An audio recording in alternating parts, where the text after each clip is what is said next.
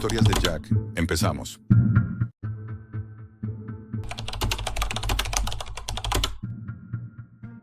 Un archivo de menos de 10 megas puede hacerme temblar más que una pistola en la cabeza. Soy investigador digital independiente, aunque algunos me llaman cazador de sombras.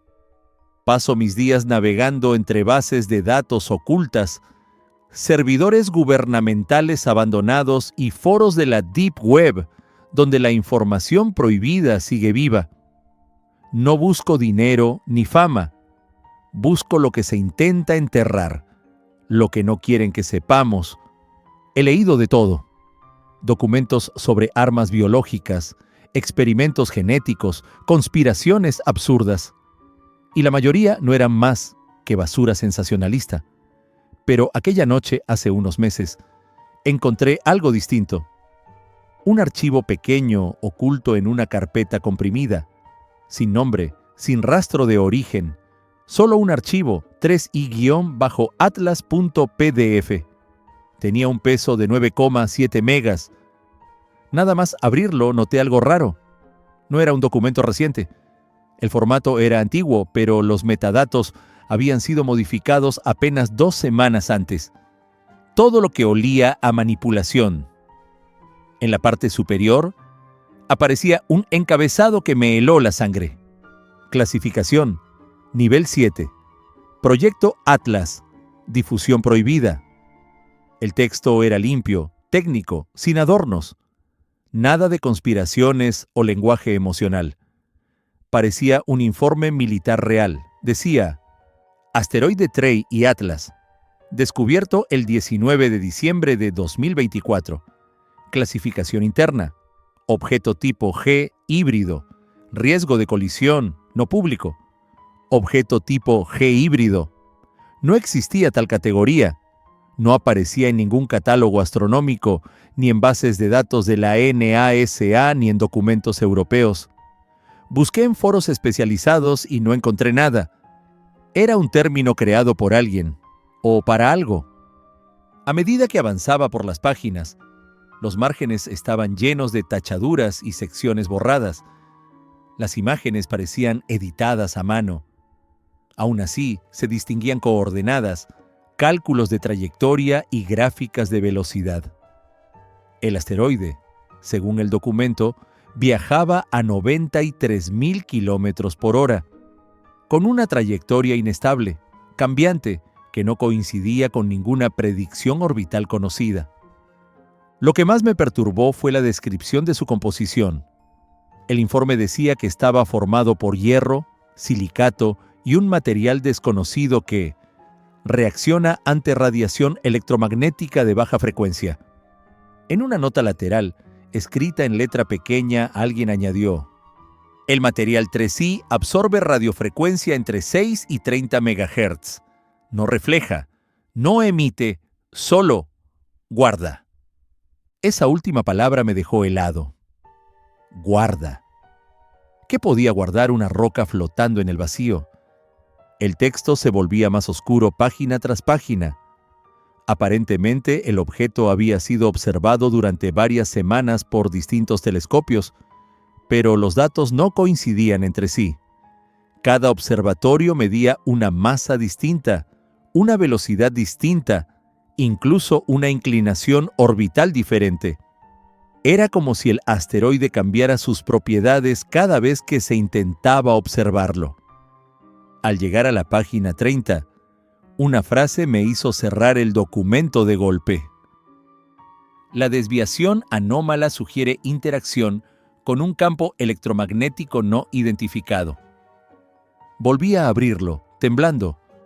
El resto del informe hablaba de un seguimiento conjunto entre la ESA y la US Space Force, quienes, según el documento, habían creado un grupo de observación con nombre en clave, Proyecto Atlas. Y entonces lo encontré. Un anexo técnico fechado el 7 de enero de 2025, apenas unas semanas después del descubrimiento. Decía que un fragmento del asteroide se había desprendido, cayendo en el Océano Ártico a 300 kilómetros al norte de Groenlandia. Las imágenes del supuesto impacto estaban borrosas, tomadas desde un satélite. Un círculo oscuro en medio de una masa de hielo fracturada. Ninguna mención pública, ninguna noticia, nada. El documento detallaba la operación de recuperación, un equipo de 6 personas, un transporte militar sin bandera y una cuarentena de 72 horas en la base aérea de Thule. En la página siguiente aparecía una descripción del hallazgo. Fragmento con estructura hexagonal, no metálica, con alineación magnética propia. No parece natural. Había una fotografía en blanco y negro, mal escaneada, pero suficiente para distinguir algo que no se parecía a una roca. Tenía superficie lisa, líneas paralelas y simetría perfecta. Parecía fabricado. El equipo lo denominó Núcleo 3IA y lo almacenó bajo contención criogénica. Sin embargo, según el documento, el objeto empezó a emitir una vibración imperceptible a simple vista, pero claramente detectable. Un pulso electromagnético constante de 9,14 MHz.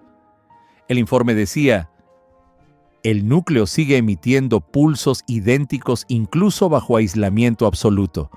Fuente desconocida. Leí esa frase varias veces. Era imposible.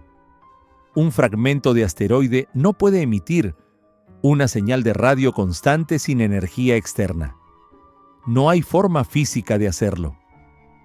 Las siguientes páginas eran aún más inquietantes.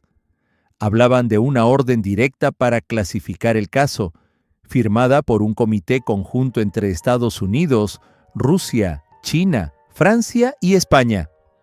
El texto indicaba claramente que cualquier información sobre el 3I Atlas debía ser eliminada, modificada o sustituida en las bases de datos públicas. Y así lo hicieron. El asteroide fue renombrado como 2024 QZ1 y registrado oficialmente como de pequeño tamaño e inofensivo. En los márgenes, escritos a mano, había mensajes breves, apresurados, como de alguien consciente de que aquello no debía leerse. No informar. La población no entendería. No se puede permitir el pánico. El 3I no es un cuerpo rocoso, es un contenedor. Esa palabra volvió a aparecer. Contenedor, varias veces, con letras grandes, incluso subrayada. No pude evitar pensar en qué demonios podría contener algo que vino del espacio, algo que emitía un pulso constante. Seguí buscando respuestas. Entre los metadatos del archivo, escondida entre líneas de código y caracteres ilegibles, encontré una cadena de números. Los copié y los convertí en coordenadas GPS. Marcaban un punto exacto en el océano Ártico, cerca de la base Thule, justo donde decía el informe. Durante días rastreé toda la red en busca de información. Acabé entrando en un foro oculto de la Deep Web llamado Dark Watchers, donde se hablaba de fenómenos censurados. Allí encontré un hilo publicado el mismo día que descargué el documento. El autor, bajo el alias A19, escribió 3 mensajes cortos.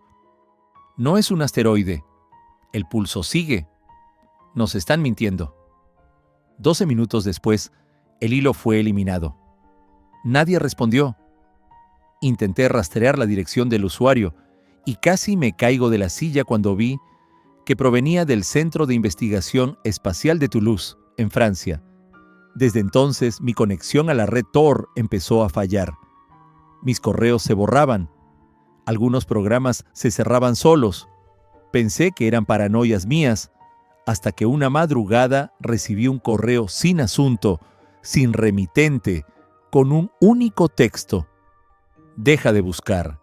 No entiendes lo que es el 3I. Minutos después, mi router se quemó. Literalmente. Y cuando revisé los discos duros, el archivo 3i-atlas.pdf estaba vacío. 0 bytes, solo el nombre. Durante horas estuve paralizado frente a la pantalla intentando entender qué había pasado. Cuando por fin reuní valor, abrí la carpeta donde había guardado la copia impresa. Saqué las últimas páginas y lo que vi me confirmó que nunca debí leer nada de aquello. Un informe interno, dirigido a un general sin nombre, decía que el núcleo 3IA seguía emitiendo, con un leve aumento en la intensidad del pulso. Y al final, una nota manuscrita, apenas legible. Si los pulsos se sincronizan con la órbita original, habrá respuesta. No supe qué significaba, pero la palabra respuesta me sonó más aterradora que cualquier otra cosa que haya leído en mi vida.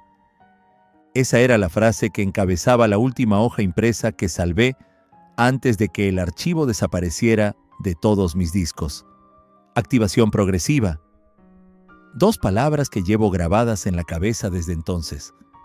No sabía qué significaban, ni a qué se referían exactamente, pero algo en esa frase me hizo sentir que lo que había comenzado allá arriba no había terminado con el impacto. Durante semanas intenté averiguar más. Me infiltré en canales de comunicación interna de observatorios, servidores de universidades, foros cerrados de astrónomos aficionados. Nadie hablaba del 3I Atlas, pero algunos mencionaban un fenómeno extraño. Una ligera interferencia en las transmisiones de radio de alta frecuencia, siempre en la misma franja, entre 9 y 9,2 MHz. En algunos registros aparecía una serie de pulsos rítmicos, como si alguien enviara una señal codificada. Ningún satélite, ningún radar, ninguna estación terrestre la reconocía. Los operadores asumían que era ruido cósmico, pero yo sabía que no. Una madrugada, mientras revisaba un servidor francés, encontré una referencia en un informe técnico del año anterior. En una nota de campo, un científico mencionaba la existencia de un campo resonante no identificado sobre el norte del Atlántico. Decía que los instrumentos de medición mostraban una vibración estable a 9,14 MHz, que parecía provenir del hielo, no del cielo. Nadie lo había tomado en serio. Archivaron el documento bajo el código Anomalía Térmica 7B. Ese mismo código aparecía en el margen inferior de mi copia impresa. La coincidencia era imposible de ignorar. Todo apuntaba al mismo punto: el océano Ártico, cerca de Thule. Volví a revisar las coordenadas que extraje del archivo original y las crucé con imágenes satelitales recientes. En una de ellas, tomada 3 meses después del supuesto impacto, se distinguía un cambio en la textura del hielo, una grieta circular perfecta de unos 20 metros de diámetro. No era una fractura natural, era como una marca de calor. Empecé a pensar que quizá el fragmento no se había destruido del todo, sino que seguía allí, enterrado bajo el hielo, enviando ese pulso.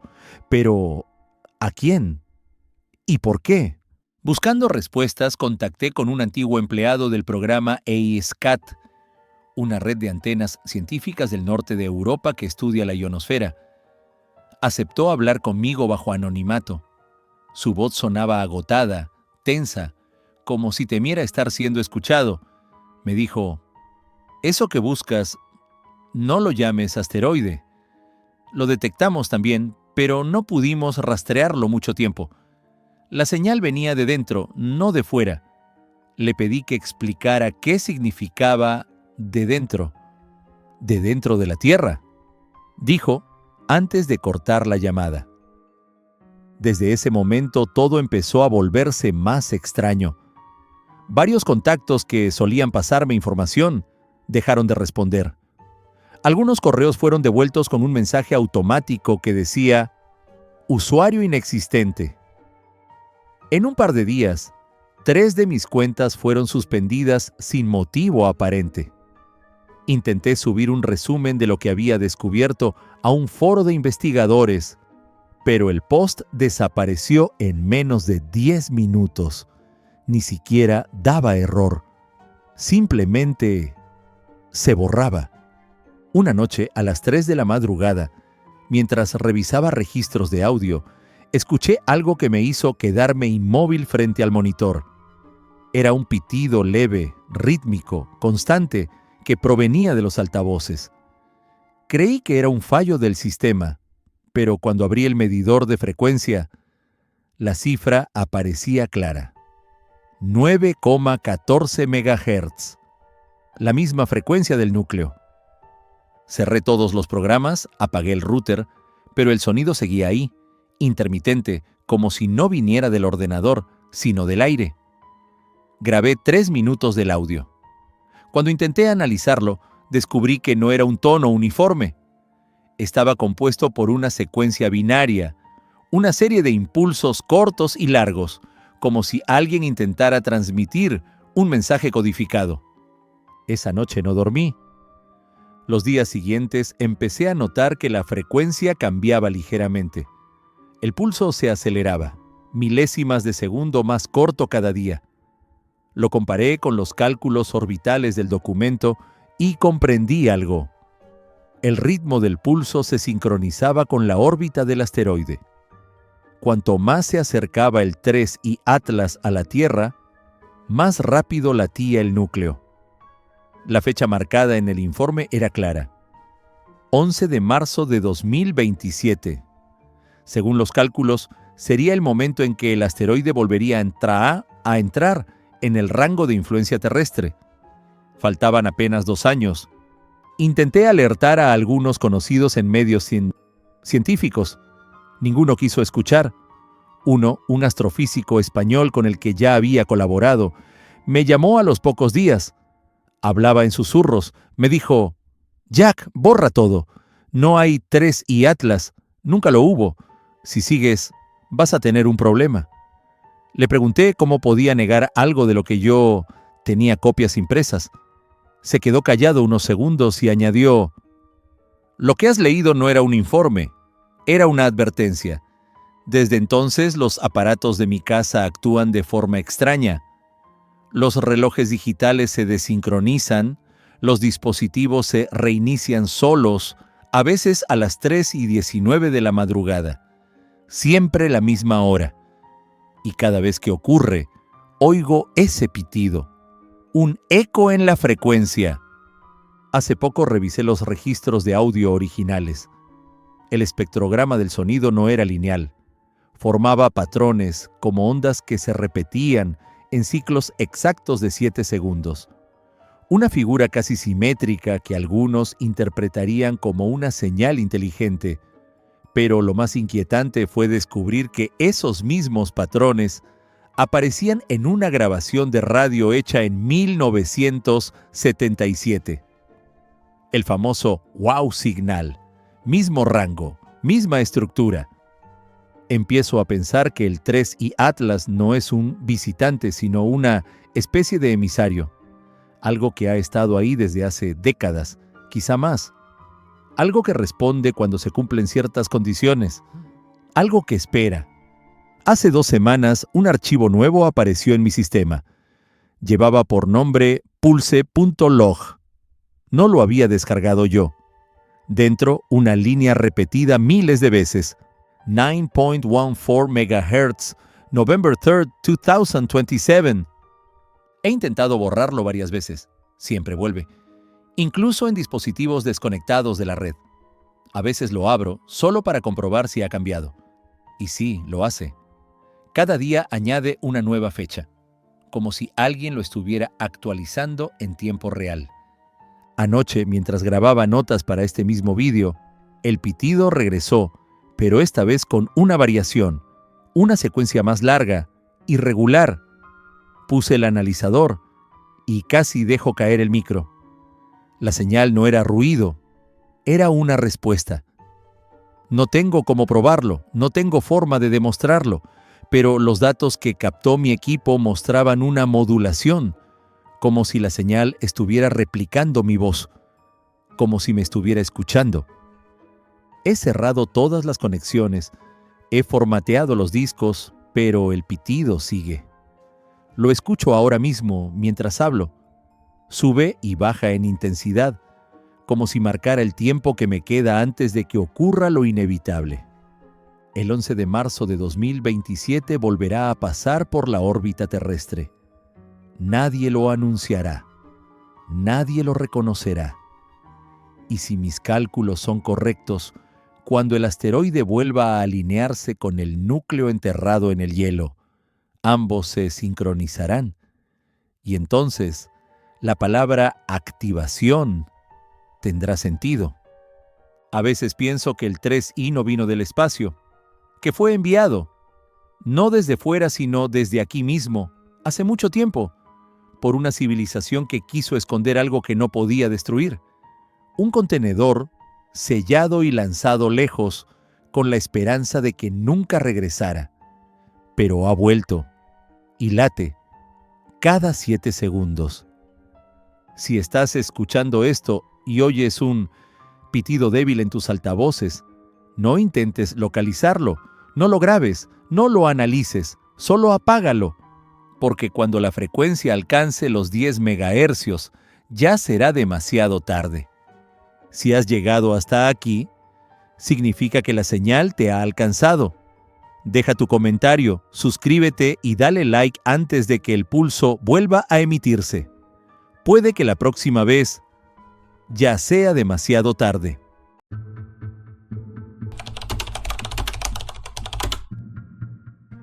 Vivo en Zúrich. Siempre me ha fascinado lo antiguo. Relojes, monedas, muebles, cualquier objeto que contara una historia. Esa obsesión me llevó una noche a la Deep Web. No buscaba nada ilegal, solo piezas raras, auténticas, difíciles de encontrar en tiendas normales. Pensé que estaba preparado para todo, pero no lo estaba. Todo empezó con un foro que encontré por accidente, escondido tras capas de enlaces y accesos que parecían diseñados para disuadir a cualquiera que no estuviera realmente interesado. Las fotos eran impecables, relojes de bolsillo con grabados tan delicados que casi podía sentir la mano de su creador, libros con cubiertas gastadas que prometían secretos olvidados y muebles con vetas que contaban historias de siglos.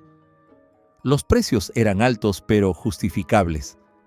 Cada vendedor parecía especializado, casi obsesionado por demostrar que sus objetos eran únicos.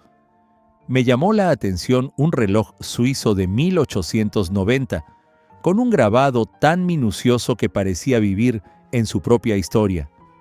Tenía un certificado de autenticidad que el vendedor, un usuario llamado Mercurial, aseguraba era legítimo. La manera en que escribía era fría, precisa, casi matemática, pero convincente. Me aseguró que la pieza era única y que la entrega se haría mediante un servicio discreto de mensajería privada. El hecho de que pagara con criptomonedas me dio un escalofrío de emoción y miedo a la vez. Sabía que estaba cruzando un límite, pero mi deseo por tener esa pieza era más fuerte que cualquier prudencia. Cada día revisaba su perfil, estudiaba los comentarios de antiguos compradores, comparaba fotos, incluso buscaba referencias en otras páginas oscuras de la red. Todo parecía sólido, profesional, imposible de cuestionar. Cuando el paquete llegó, sentí una mezcla de anticipación y ansiedad. Lo abrí con manos temblorosas y allí estaba. El reloj. Brillante, pesado, con un grabado delicado que casi parecía palpitar. Pero enseguida noté algo extraño. El metal tenía un peso diferente al oro que conocía, y al girarlo entre mis dedos escuché un sonido que no correspondía con la calidad que prometía. Aún así, la perfección de su diseño me engañaba. Quería creer que era real. Quería creer que todo valía la pena. Decidí abrirlo para examinar el mecanismo. Al ver el interior, mi entusiasmo se deshizo como ceniza. Cada engranaje parecía correcto a simple vista, pero al manipularlo con cuidado, todo encajaba de manera extraña, como si estuviera diseñado para engañar a un coleccionista con conocimientos superficiales. Lo que tenía entre manos no era oro ni una historia, era una falsificación perfecta. Y no era una falsificación cualquiera, era una obra pensada para que alguien como yo cayera. Al principio quise ignorarlo, pensar que era un error, un simple fraude sin mayor importancia. Pero algo dentro de mí no me dejaba. Pasé horas revisando cada detalle, comparando con libros antiguos, consultando a expertos y coleccionistas, buscando alguna diferencia que pudiera excusar mi compra. Cada respuesta me llevaba más lejos, no más cerca. Mientras más investigaba, más claro era que no se trataba de un error. Alguien había planeado que yo creyera en la autenticidad de ese objeto. Comencé a obsesionarme. Revisaba el reloj constantemente buscando defectos, imperfecciones, cualquier señal que me indicara que podía estar equivocado. Cada vez que lo sostenía, sentía un frío extraño que recorría mi espalda, como si el objeto mismo me juzgara, evaluara cada pensamiento, cada duda. La sensación era perturbadora, pero fascinante al mismo tiempo. Decidí volver al foro para buscar a Mercurial, para entender cómo había logrado engañarme. Pero todo había cambiado. Su cuenta estaba cerrada, los mensajes borrados, las páginas desaparecidas. Era como si nunca hubiera existido. Intenté rastrear otros vendedores, otras piezas, pero me encontraba siempre con callejones sin salida, enlaces muertos, foros desactivados, conversaciones borradas. La red parecía haber tragado todo rastro de él. Empecé a notar patrones extraños. Otros objetos vendidos en distintos lugares de la Deep Web tenían la misma perfección, la misma forma de manipular al comprador. Cada uno estaba diseñado para atraer, obsesionar y atrapar. Cada transacción, cada pieza, parecía parte de un juego que no podía entender del todo. Y cuanto más buscaba, más me adentraba en un laberinto digital donde nada era lo que parecía, donde cada hallazgo era solo otra pista que me llevaba a una nueva duda. Al final de esos días interminables, me di cuenta de algo. No estaba tratando con un simple estafador. Estaba atrapado en un mundo diseñado para devorar la atención y la obsesión de personas como yo. Cada objeto, cada palabra, cada detalle estaba calculado para mantenerme pendiente, para que mi mente nunca descansara. Y yo, ciego de fascinación, no podía alejarme. Una tarde, mientras examinaba el reloj con la luz de mi lámpara de escritorio, noté un detalle que antes había pasado por alto. Un grabado diminuto, casi imperceptible dentro del mecanismo. Me incliné más cerca, intentando descifrarlo. Al enfocar la lupa comprendí algo que me heló la sangre. Unas letras y números que no correspondían a ningún fabricante ni registro conocido. Era un código, y al buscarlo en línea descubrí algo aún más perturbador. Cada objeto que había comprado tenía un número similar, cada uno aparentemente único, pero catalogado en algún lugar que no podía rastrear. No eran simples falsificaciones.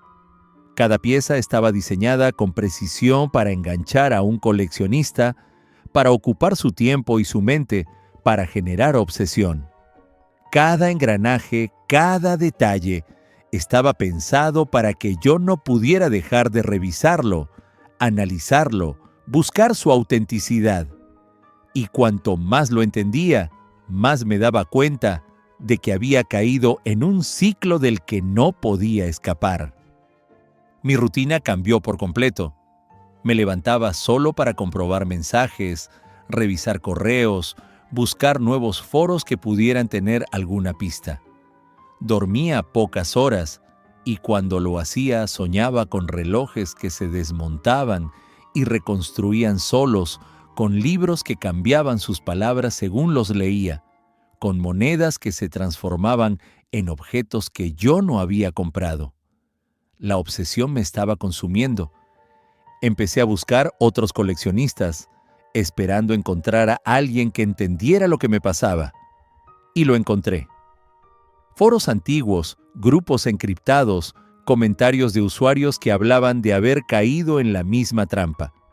Hablaban de la red de falsificaciones, un nombre que no parecía oficial, pero que resumía la experiencia.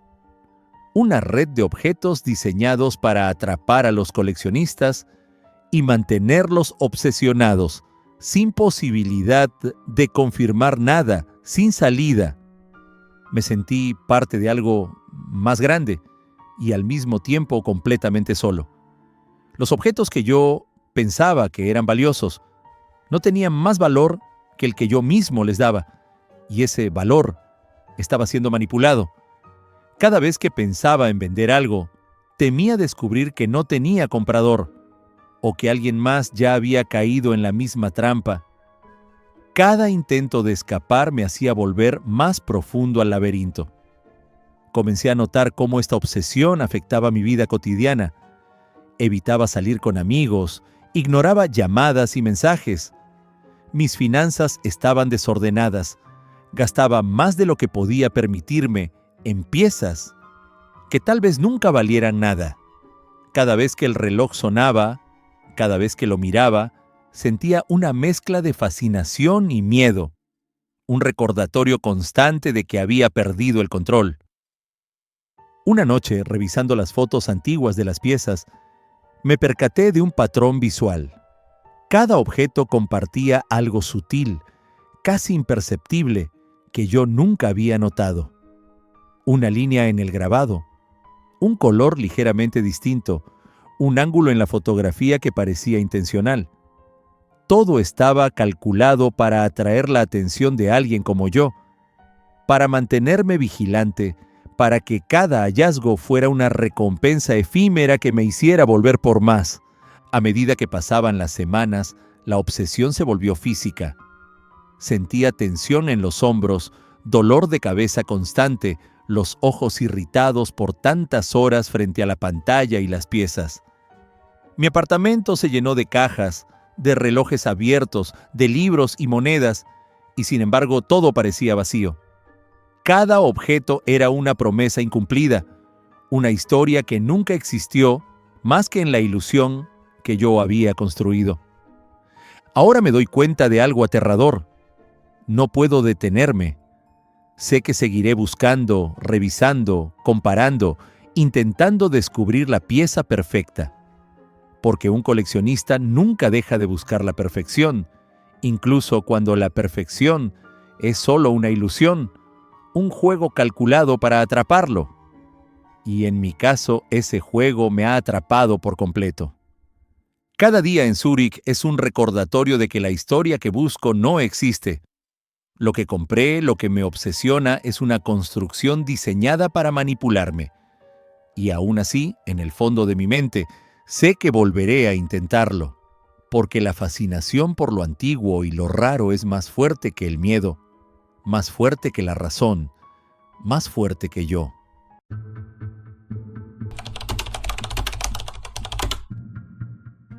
Siempre pensé que la curiosidad era un don, hasta que entendí que también puede ser una maldición. Todo empezó una noche cualquiera en mi pequeño apartamento de Boston. Mi hermano Ethan y yo estábamos aburridos, atrapados en la rutina, buscando algo que rompiera la monotonía de nuestras vidas. Fue entonces cuando escuché por primera vez sobre la Deep Web. Al principio me pareció solo un mito de Internet, algo que los hackers usaban para intercambiar archivos ilegales y teorías conspirativas. Pero cuanto más leía, más me daba cuenta de que había capas que nadie debería explorar. Ethan me miraba con esa mezcla de miedo y emoción que siempre tenía cuando sabía que estaba a punto de meterse en problemas. ¿De verdad quieres hacerlo?, preguntó, sus ojos brillando con nerviosismo y curiosidad a la vez. Yo asentí, aunque mi corazón latía con fuerza y un hormigueo en el estómago me advertía: que estábamos a punto de cruzar un límite. Lo que empezó como una búsqueda inofensiva se convirtió en una especie de obsesión silenciosa que nos empujaba cada vez más profundo. Al principio, la entrada fue relativamente fácil. Tor, VPNs, navegadores anónimos, manuales de seguridad digital. Todo parecía estar preparado para un principiante como nosotros. La primera vez que logré conectarme y acceder a foros escondidos, sentí una especie de vértigo. Era como mirar por un agujero diminuto a un mundo que existía paralelamente al nuestro, un mundo secreto que nadie debería conocer. Comenzamos con algo relativamente inofensivo. Archivos antiguos, investigaciones olvidadas, documentos de universidades y laboratorios que habían desaparecido de la red pública. Pero cuanto más nos adentrábamos, más extrañas y perturbadoras se volvían las páginas. Algunos enlaces nos llevaban a archivos que desaparecían tan pronto los abríamos, como si el sistema supiera que los estábamos mirando. Otros foros estaban llenos de códigos incomprensibles, listas de instrucciones que no tenían sentido hasta que seguías varios pasos precisos. Fue durante una de esas noches cuando descubrimos Umbral. No estaba indexado, no había enlaces directos, solo un mensaje críptico que aparecía en un foro que parecía abandonado. Si quieres ver lo que nadie más ha visto, sigue las instrucciones con cuidado. No hay marcha atrás.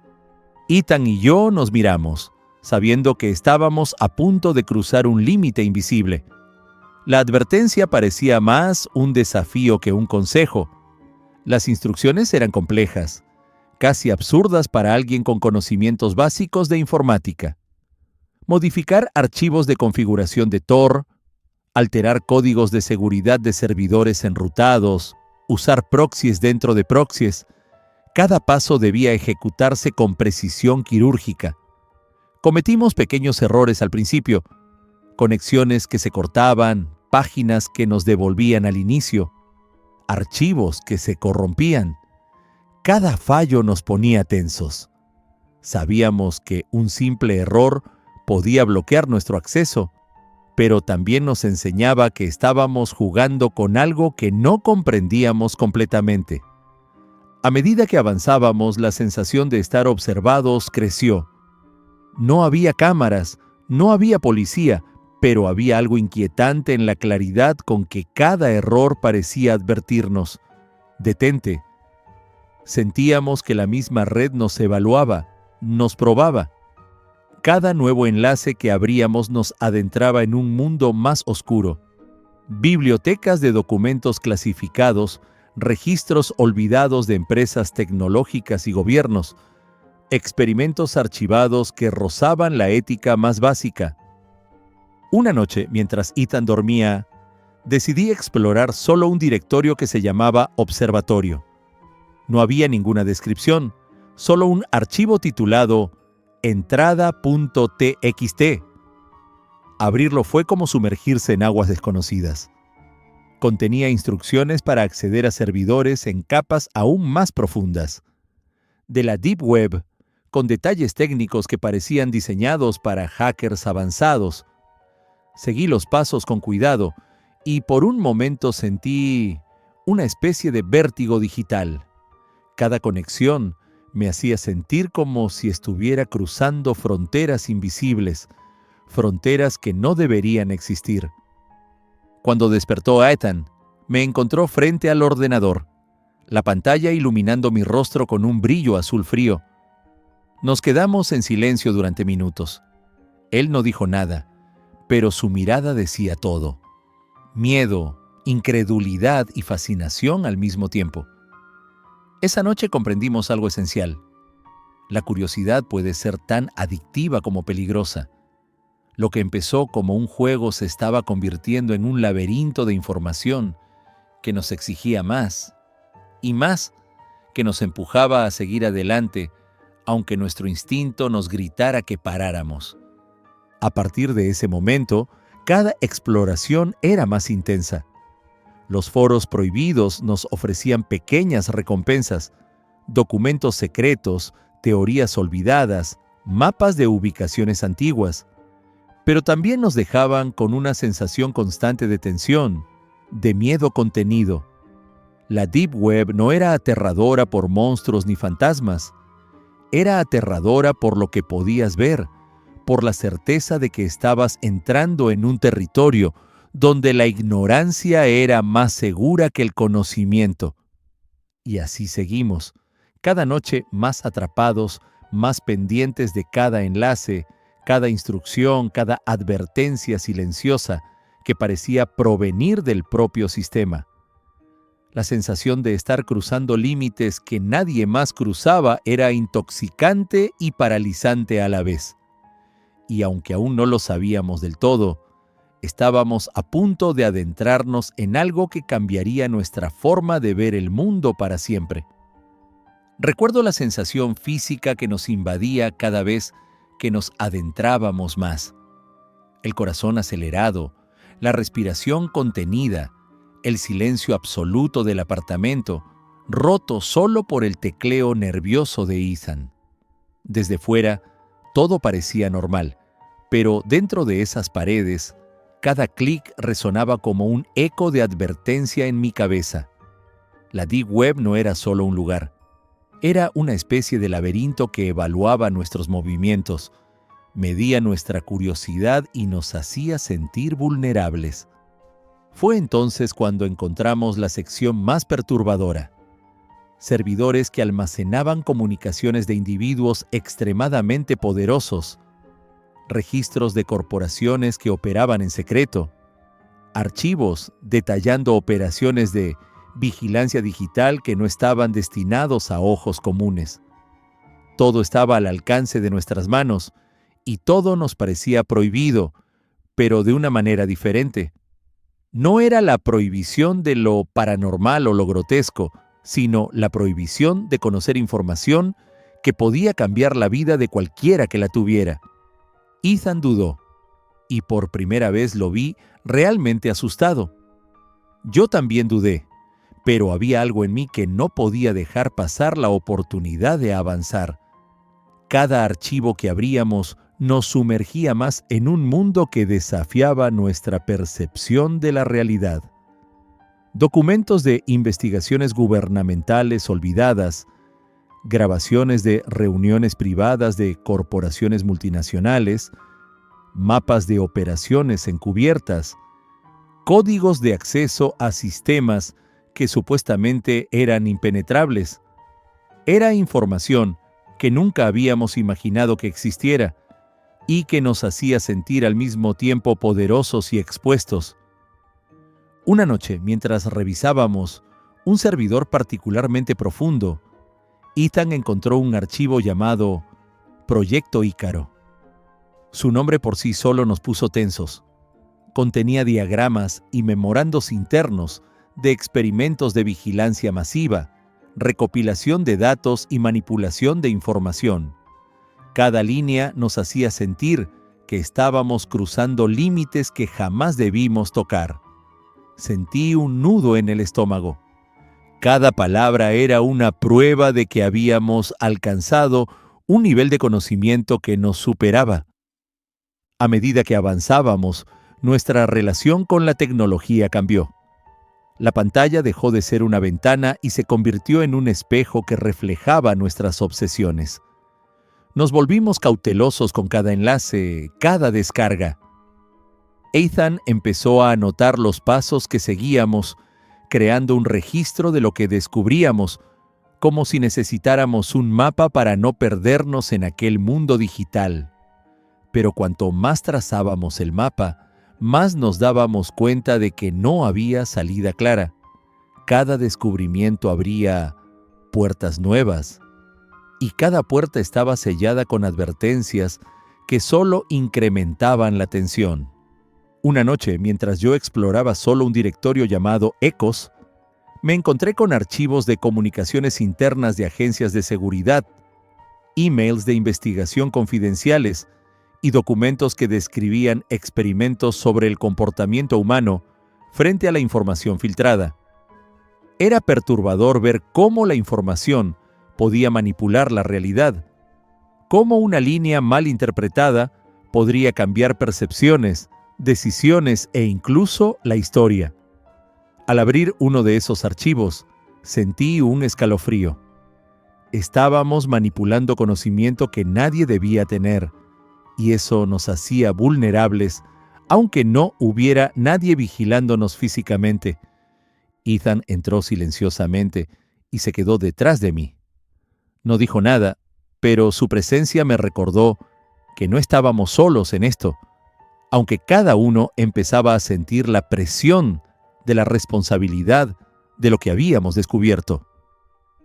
Esa noche los dos comprendimos que el verdadero terror de la Deep Web no está en lo que ves, sino en lo que sabes que podrías haber encontrado y que nunca deberías compartir. Con el tiempo, la ansiedad se volvió insoportable. Ya no era la emoción de la aventura, sino el peso de la información. Cada archivo descargado era un secreto más que llevábamos sobre nuestros hombros. Un conocimiento que podía destruir vidas si alguna vez salía a la luz. Ethan quería detenerse, pero yo, cegado por la curiosidad y el deseo de entender hasta dónde llegaba aquel mundo, me sentía atrapado en una espiral de conocimiento que no tenía fin. Al final, comprendimos algo esencial.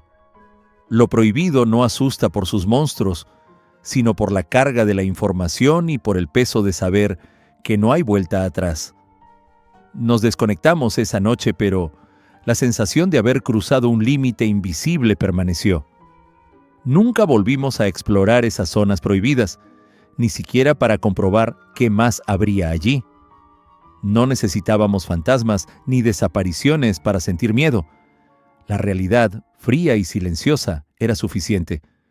Y aún hoy, cuando cierro los ojos, escucho en mi mente el zumbido de los servidores, el tecleo de aquel ordenador y la certeza perturbadora de que hay secretos que el mundo no está preparado para conocer.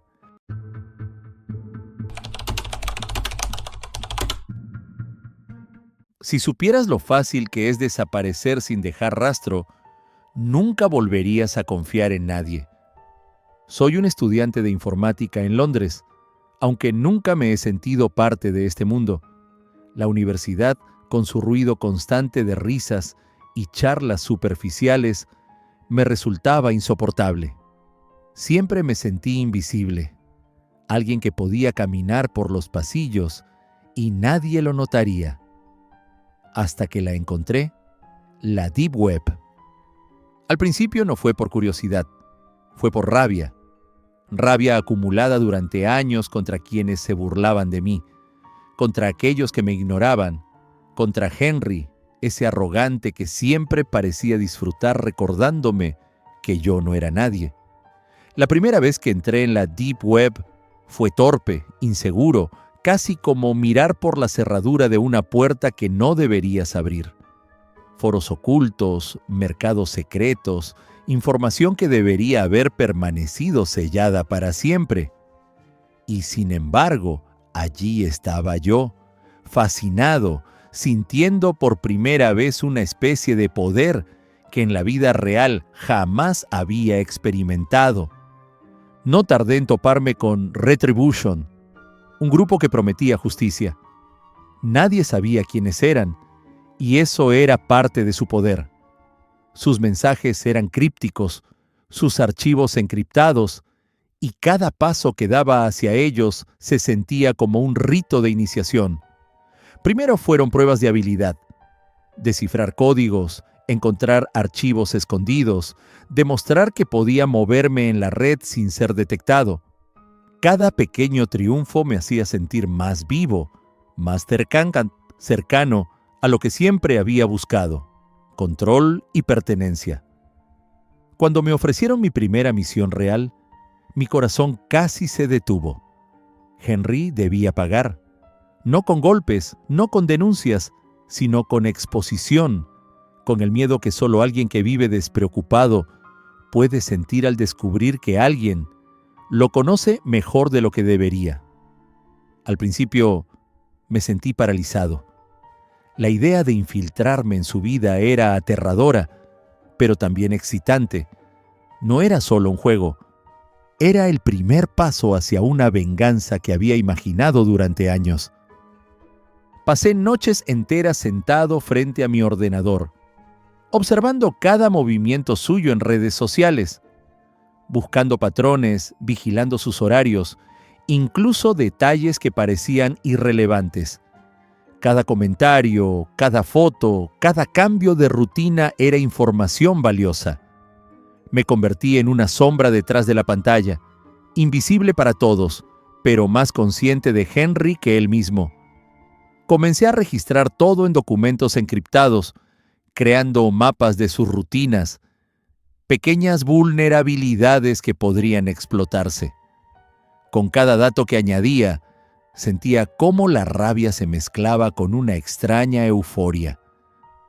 El primer paso concreto fue un error de Henry. Un archivo sensible de su empresa mal protegido en un servidor que cualquiera podía rastrear si sabía cómo buscar. Lo encontré, lo descargué. Lo abrí con cuidado, revisando cada línea, cada dato, buscando el hilo que me permitiría tirarlo todo abajo. La emoción era casi dolorosa.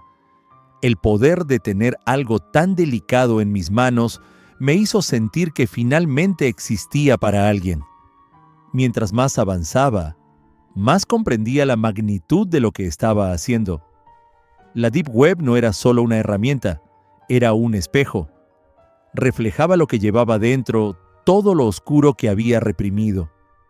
Empecé a dormir mal, a comer sin ganas, pero cada noche volvía al ordenador. Era como una adicción. Sabía que podía cruzar cualquier límite, que la línea entre lo correcto y lo incorrecto se había borrado para siempre. Retribution era mi brújula y sus reglas mi única guía. Hubo noches en las que pensé que alguien más me estaba observando, pequeñas anomalías, mensajes en foros que desaparecían antes de que pudiera responder, cuentas que aparecían y se esfumaban sin explicación. Sentí miedo, pero era un miedo distinto, casi estimulante. Un miedo que me hacía sentir vivo de nuevo, que me mantenía alerta, concentrado, más preciso en cada acción. La tensión era parte del ritual, y cuanto más grande era, más atrapado me sentía en un juego del que no podía escapar. Y entonces llegó el momento de actuar. La preparación estaba completa. Toda la información recopilada, cada movimiento calculado, cada vulnerabilidad estudiada. Solo quedaba ejecutar. Pero justo cuando iba a dar el primer paso, algo cambió. No era el primero en llegar hasta Henry. Alguien más había estado allí antes que yo. Alguien que conocía sus secretos de manera igual o más profunda. Esa revelación me heló la sangre. No solo estaba jugando con fuego, estaba entrando en un juego donde las reglas podían cambiar en cualquier momento y yo podía perderlo todo. Fue entonces cuando comprendí que la venganza no era tan simple, que la Deep Web, con todos sus secretos y promesas de poder, tenía sus propios dueños, y que yo estaba a punto de descubrirlo de la forma más brutal posible. Lo supe en cuanto vi las huellas. No eran las mías.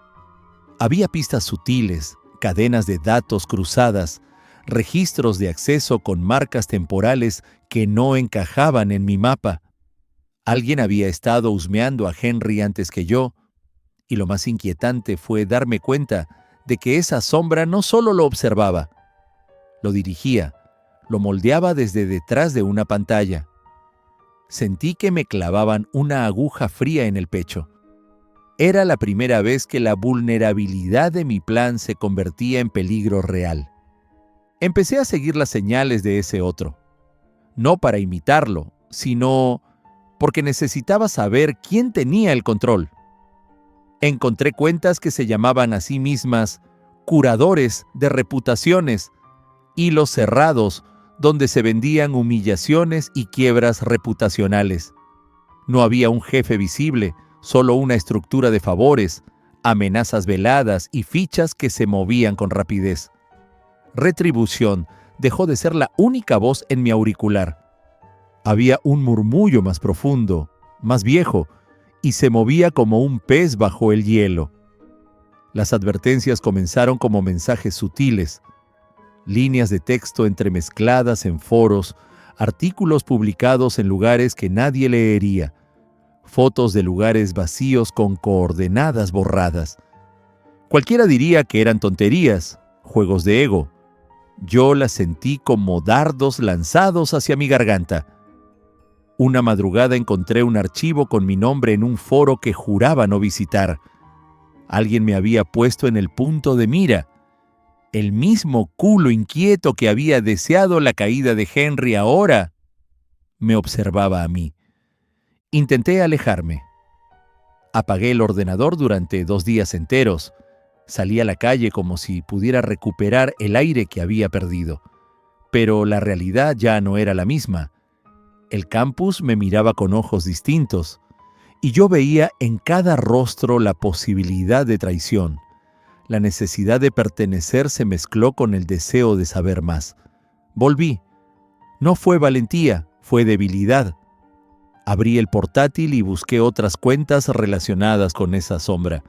Quería entender si mi instinto de venganza me había convertido en objetivo o en peón. Descubrí comunicaciones privadas entre miembros de Retribution y un grupo que se hacía llamar Custodios. Los custodios no prometían justicia. Coleccionaban errores, vendían veredictos. Se lucraban de la humillación. Alguien, en algún momento, había vendido el expediente de Henry a cambio de algo que no alcancé a ver. Y yo, en mi ignorancia, había participado de ese mercado. Sentí náuseas. La sensación de poder que me había empujado hasta allí se volvió pesadilla. La tensión escaló cuando recibí un archivo de vídeo. Era corto, oscuro, grabado con una cámara barata. En él, Henry aparecía en un despacho, confundido, llamando a alguien. No había nada explícito, pero el montaje era claro. Fragmentos de conversaciones, capturas de pantalla, citas, sacadas de contexto. Era una pieza preparada para destruirlo si se publicaba. Lo peor fue el minuto final del vídeo. Mi firma digital en un documento alterado. No podía creerlo. Alguien había fabricado una pista que me incriminaba. ¿Era venganza de un rival de Henry? ¿Una trampa para eliminar a los curiosos? ¿O una forma de señalarme ante los verdaderos dueños del juego? Decidí enfrentarme a Retribution. No con rabia, con precisión. Mandé mensajes cifrados preguntando por el origen del archivo. La respuesta fue un silencio que pesaba más que cualquier palabra. Poco después, alguien dejó una nota en un canal que yo y varios miembros usábamos. No toquéis lo que no podéis devolver. Las palabras eran una orden y una amenaza. Sentí que el mundo se cerraba. Entendí que ahí no había justicia, solo reglas impuestas por quien tuviera el poder de romper vidas y de hacerlo sin dejar huella. Entonces sucedió lo inesperado. Una cita. No en persona, no en la calle ni en una cafetería. Eso habría sido demasiado obvio. Sino un intercambio que parecía casual. Un comentario público en un blog local sobre seguridad informática. Quien lo escribió insinuaba que todo aquel que jugara con la reputación de otros debía aprender a cargar con las consecuencias. Firmaba con un alias diferente, pero el estilo era el de los custodios. De nuevo, una línea que se acercaba a mí como un cuchillo. Esa misma semana, Henry desapareció. No de la ciudad, no del mundo, simplemente no contestó llamadas. Su perfil fue borrado y sus compañeras de clase se mostraron confusas. La policía no fue llamada. Nadie habló de denuncias. Solo había un vacío donde antes había un personaje ruidoso y molesto. El rumor corrió como un incendio frío. Alguien lo había forzado a marcharse o había proporcionado una coartada para que se fuera. Empecé a sentir que mi venganza se había transformado en una red que absorbía a sus víctimas y no las dejaba volver. No era suficiente. La necesidad de saber me empujó a ir más lejos y cometí un error que cambiaría todo. Contacté con un miembro que creía débil, un chico que parecía nuevo y ansioso por demostrar su valía. Le ofrecí pruebas, le conté parte de la historia, le mostré fragmentos que no incriminaban a nadie, pero que daban credibilidad a mi versión. Aceptó. Fue la última vez que vi su actividad en línea. Días después, su cuenta dejó de existir y su nombre apareció mencionado en contextos que nunca más volví a abrir. En mi pecho la culpa se mezcló con el terror. Yo había arrastrado a otro hacia algo capaz de devorar a cualquiera. A partir de entonces, las reglas del juego se hicieron personales. Empezaron a llegarme mensajes en los que se alternaban acusaciones con ofrecimientos de protección. Deja esto y te borramos. Sigue y te señalamos. Promesas que olían a farsa. Me ofrecieron trabajos sucios para demostrar lealtad. Rechacé algunos y acepté otros, no tanto por convicción como por miedo a lo que la negativa podría significar. Cada favor me obligaba a callar. Cada silencio me convertía en cómplice. Una noche, al entrar en un canal que ya conocía bien, vi una pantalla que me heló la sangre. Una cámara apuntaba al interior de mi cuarto. No había cables ni sonido, solo una imagen borrosa que mostraba mi cama, mi mesa, una parte de la habitación. No podía discernir si era vieja, grabada con anterioridad, o si alguien me observaba en ese instante. El corazón me latía en la garganta. Pensé en cerrar todo, en desaparecer de la red, en denunciarlo a la policía. Pero, ¿qué diría yo? ¿Que había participado en un linchamiento digital hasta casi perder la cordura? ¿Que mis manos estaban manchadas? Tuve una conversación con alguien que usaba el mismo alias que me había atraído a Retribution. Me dijo, sin rodeos, que la pertenencia tiene un precio: la entrega de tu libertad. Me habló de un código no escrito que exigía silencio perpetuo y lealtad. Si lo incumplías, no habría tribunal. Habría ajustes de cuentas que se disfrazaban de accidentes, desapariciones y ruinas. Al colgar, su voz virtual permanecía como un eco en mi cabeza. Comprendí entonces que jamás pertenecería a nada humano que mereciera el nombre. Había cambiado por completo. Llegó un momento en el que olvidé por qué empecé. ¿Fue por Henry? ¿Por ser visto? La venganza se había convertido en rutina. La pertenencia era ahora una sombra que me seguía incluso cuando dormía. Todo lo que había ganado me lo quitaban en pedazos diminutos. La tranquilidad, la juventud, la inocencia que me quedaba. Incluso la universidad dejó de interesarme. Mis notas cayeron, mis compañeros me evitaban. Era un espectro que había aprendido a hablar con la certeza de quien conoce su propia ruina. Sé que traigo esto sobre mí con mis decisiones, pero también sé que hay manos más grandes en la red, figuras anónimas que mueven marionetas y que rara vez sufren consecuencias. La Deep Web me dio un hogar, sí, pero también me enseñó que pertenecer a ella es aceptar que, en cualquier momento, puede ser sustituido. Lo entendí demasiado tarde. Ahora, cuando vuelvo a abrir el portátil, no lo hago por venganza ni por pertenencia. Lo hago para vigilar, para aprender los gestos de quienes me vigilan. Y mientras lo hago, sé que en alguna parte hay otro que, como yo alguna vez, busca justicia disfrazada de poder. Tal vez siga sus huellas, tal vez me pierda más, tal vez no haya final. Lo único cierto es que la red no perdona y que la pertenencia que creí encontrar Me dejó solo con el frío de saber que ya nada me pertenece. Esto es todo por hoy, amigos, y recuerden, la realidad siempre supera a la ficción.